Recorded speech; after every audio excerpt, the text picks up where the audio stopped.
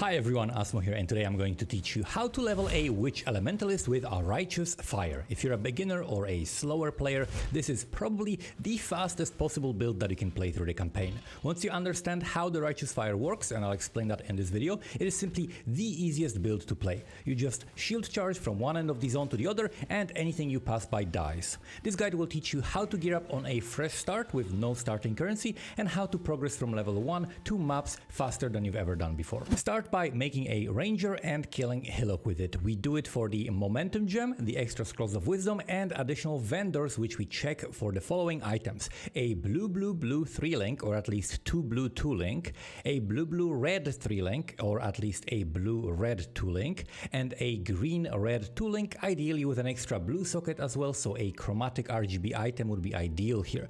And besides that, you want to just get as much blue sockets as you can, and maybe one red socket. You want also the shield, ideally something with good sockets that fit the sockets listed, and also boots with movement speed if they are available. To make searching for those items much easier, you can copy and paste this string, which I will put in the description, and it will highlight all of the useful items for leveling with this character. Now you want to make a witch and take rolling magma as your quest reward and search the vendors for the same items. At level 4, after completing the tidal island and grabbing your quicksilver, you want to make sure to take flame wall and elemental proliferation as your gem rewards and purchase the holy flame totem, shield charge, and summon phantasm. And then you want to link the summon phantasm with your holy flame totem. This is the standard fire witch setup used for speedrunning. You have the holy flame totem for persistent damage, you have rolling magma for regular clear, and the flame wall, which will buff the projectiles of both of those skills whenever they pass through it. On bosses, you want to drop the holy flame totem, then place a flame wall on top of the boss, and then cast rolling magma slightly in front of the boss so that it bounces off of the ground right before it and right after it, hitting it twice. Executing this double hit mechanic correctly will greatly increase your damage. As soon as you can, you also want to make sure to equip the goat's horn, which will give you much more damage than a driftwood wand, and if you can find an early essence of woe, it is a good idea to use it on that goat's horn right away. At level 8, you get a combustion as your quest reward and link it with the rolling magma or the holy flame totem. You can also buy the efficacy support and link it with the flame wall as well. At this point, you can also equip a heavy belt, which will give you enough strength to equip the shield charge. It normally costs 2 scrolls of wisdom at the vendor if you don't find one on the ground. Your setup in Act 1 should now look something like this: rolling magma with elemental proliferation and then combustion or arcane surge, holy flame totem with summon phantasm and optionally combustion, then we have flame wall with efficacy, shield charge linked with momentum, and frost blink, which can optionally also be linked with arcane surge. At level 10, you want to also buy the vitality aura, and you need to make sure to not level it past level 3, otherwise you will not have enough mana reservation to fit it later on. In the upper prison, you should always look for the chemist's strongbox, which you can find by the icon on the minimap. It has a chance to grant you multiple quicksilver flasks, and you can use up to 3 quicksilver flasks on your character to speed yourself up efficiently, and if you get more than that, you can also craft movement speed boots by combining a pair of boots and augmentation orb and a quicksilver flask together at the vendor. Selling them together will give you boots with movement speed, and if the boots already had movement speed on them, it will give you an increased tier, like 1 tier higher, so you can keep reusing the same pair of boots with good sockets and crafting them over and over if you have enough quicksilver flasks and augmentation orbs. To purchase all of the gems and items in Act 1, you're going to need at least 4 scrolls of wisdom and 3 transmutations. And to make it easier and faster to find all of the required items and the socket colors, I would recommend setting up a leveling loot filters. I also provide my own leveling filter for this build for my Patreon supporters. The link is in the description if you're interested in getting it. In Act 2, we're going to transition to RF, so it's important to understand how the skill works. Righteous Fire is a buff. When activated, it will burn you and all the enemies around you in a circle. The burn scales with your life and energy shield, so the more life and energy shield you have, the more damage it deals to the enemies, but also to you. You can offset the burn damage done to you by stacking fire resistance and life regeneration, but the more life and energy shield you have, the more fire resistance and regeneration you will need to survive the burn. Despite being a spell and buffing your spell damage, the RF itself does not scale with spell damage. That's why we rely on increasing our life and investing in increased fire damage, increased elemental damage, damage over time modifiers, as well as reducing our enemy's fire resistance. I I recommend transitioning to RF after killing the Weaver at level 18, which is when we can also pick up the Fire Mastery that will give us enough regeneration to sustain the RF degen. You're going to want the following items and gems to do the transition well. Swap your wand for a scepter. Ideally you want to get something like a quartz scepter with 20% increased elemental damage. A white one will be just fine with 3 good sockets. You want to keep it normal rarity because we will craft a prefix on it in Act 3, so you don't want to accidentally fill it with bad mods if you have good sockets, because that might be hard to find later. And if you find a quartz scepter with good links or on it and an empty often prefix, which is like magic or rare item, that's also fine. You will also need 2 ruby rings with as much fire resistance on the implicit as possible, and if you don't find any ruby rings from drops or from the vendor, you can use the recipe by combining an iron ring and a red gem that can be bought for a scroll of wisdom in Act 1 and selling them to the vendor for a ruby ring. Then you want to also put more fire resistance on them from the crafting bench, which you will need 1 transmutation orb for each of the crafts. From the Act 2 vendor, you will need to purchase a righteous fire, skitterbots, and then faster casting. And from the Weaver quest reward, select elemental focus. These gems purchased from the vendor will cost you alteration orbs. And from Act 1 vendor, you also want to purchase another efficacy and pick up the Scorching Ray as your quest reward from Nessa. You set up your gems like this: RF linked with efficacy and elemental focus, Scorching Ray linked with efficacy and faster casting, Holy Flame Totem linked with combustion, Shield Charge linked with momentum, and then Frost Blink, Skitterbots, and vitality. As you can see, you will need the red, green, blue sockets for your mobility, all blue 3 links for your main damage skills, a red and blue 2 link for your totem, and a bunch of blue and red sockets for the remaining gems. And from this point on, you need to be also mindful that you're going to need to fit 2 more red gems and 4 more blue gems in your gear in the future, so gear up accordingly. Your gameplay is now going to be extremely smooth and easy. At the beginning of every zone, you simply press the RF to activate it and shield charge to the end of the zone without looking back. For single target, you stand next to the boss, place the Holy Flame Totem right on top of yourself for the extra regen from Consecrated Ground and the combustion debuff, and then you hold down Scorching Ray. Every boss in the campaign should melt in seconds.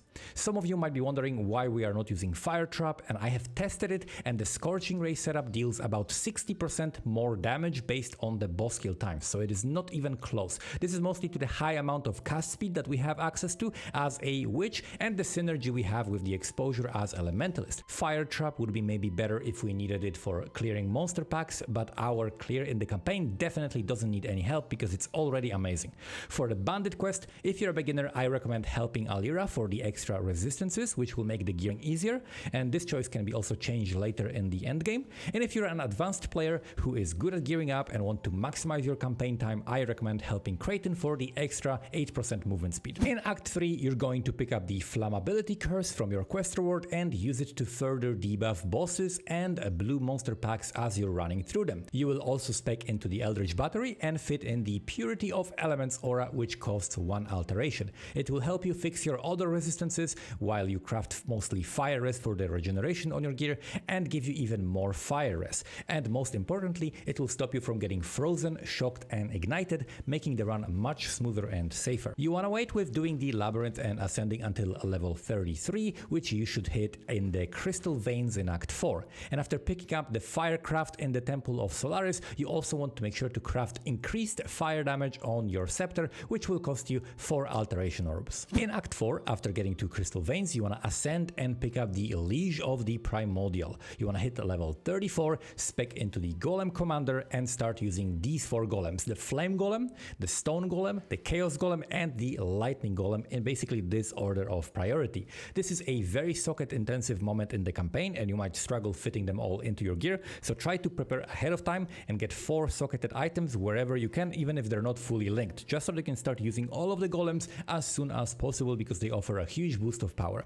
You get 1 of the golems as a quest reward, but the other 3 will need to be purchased for chance orbs, so you will need either 3 chance orbs or 3 fusings, which can be converted in the vendor for chance orbs. So make sure to not waste your fusings on gear, and you don't need a 4 link until like Act 6 or even longer, and you should prioritize getting all of your golems online instead first. At the end of Act 4, you also should pick up the increased AoE support from the quest reward and use it with your Righteous Fire. In Act 5, you want to prepare your character for the resistance penalty, so make sure to craft resistances on any piece of gear you can. And also a big tip I can give you to level through the campaign faster is to always be aware of your level and the level of the area you are in. If you are about 2 or 3 levels below the level of the area, then you're in the sweet spot and should just keep progressing as you were. If you're only 1 level below the level of the zone or even higher level than that, then you should focus on ignoring monsters and just shield charging forward non-stop. Just ignore everything because you're stopping to kill too much. And this is the biggest mistake that most people who are trying to be faster do. And if you are about 4 levels below the level of the zone, that's when you need to stop to make sure to kill every blue pack that you pass by and get a little bit out of your way to kill monsters until you catch up in the XP. For the most part, this build is excellent at leveling fast because you kill monsters as you move without even trying. So you need to just trust that you are killing enough of them and keep shield charging through the zone, ignoring them except for like the big magic packs that give you way more XP. At the beginning of Act 6, you're going to unlock all of the gems by doing the Lily's quest, and then you're going to finalize your setup and look to simply improve your gear in the following way. First of all, you want 2 4-links, a all blue 4-link and either another all blue 4-link or a 3 blue 1 red 4-link, and you're aiming for this setup: Righteous Fire with increased AoE, Elemental Focus, and then either burning damage or efficacy, then Scorching Ray with efficacy, faster casting and infused channeling, Holy Flame Totem with combustion, Shield Charge with momentum and also Frost Blink.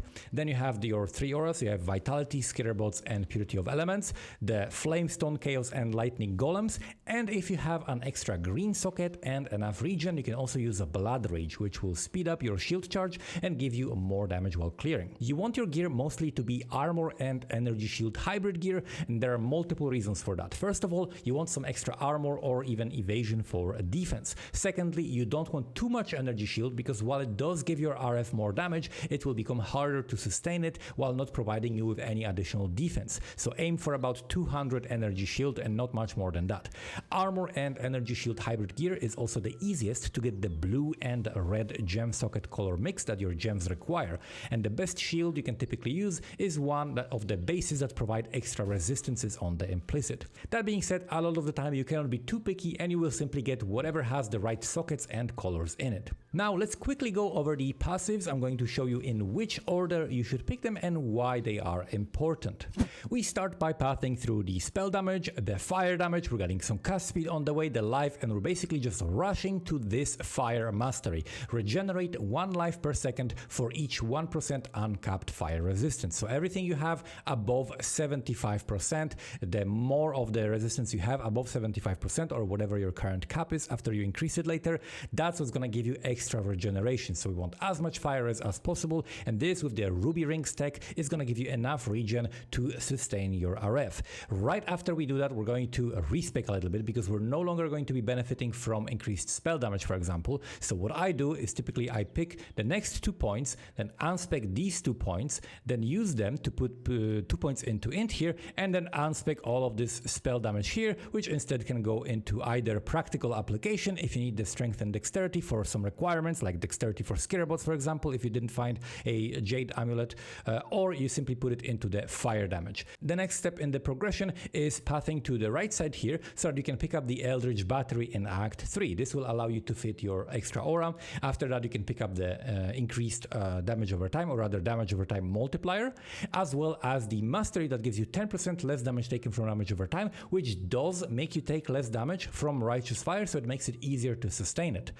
After that, you're going to be around level 32, so then 33 and 34 plus a passive point from a quest is going to give you the Golem Commander. So at level 34, you're hitting the Golem Commander, you're equipping all of your golems, and you're getting the maximum effect. After that, we progress to the left side, and we're picking up AoE. So we're going to be getting a lot of AoE from the golems. We're going to get the level 38 increased AoE support gem, and we're going to be grabbing AoE here and AoE here, as well as damage, cast speed, extra life, extra resistances. This is about the beginning of Act 6. And after that, I recommend picking up the Mastery for Fire Exposure for extra -5 to fire res, which is going to increase your single target damage. And there's a lot of damage we could pick and a lot of life we could pick, but it's much better to simply path here to get the extra maximum resistances and some block and some regeneration. So this is where I would definitely prioritize going, so that you can pick up the maximum resistances, max res, max all res,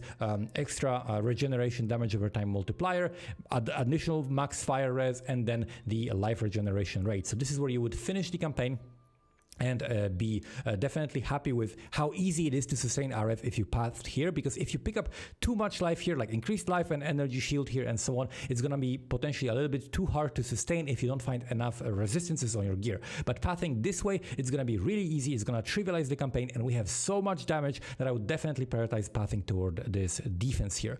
So that would be the tree for leveling through the campaign. And then for your ascendancy points, first we pick the Liege of the Primordial for the golems. This is the most benefit that we can have early on. Then we pick the Mastermind of the Discord, and then lastly the Heart of Destruction. This is going to give you enough AoE and enough single target damage. You're going to need also to proc Heart of Destruction by hitting a unique enemy, so you're going to need to probably use another skill like Wave of Conviction, for example, to just activate that if you want not the AoE but the single target damage. But early on, the single target damage should not be a problem. So this is the setup for the campaign. The leveling POB will be in the description. Leave a like if you learned something from this video, and I'll see you in the next one. Thank you for watching.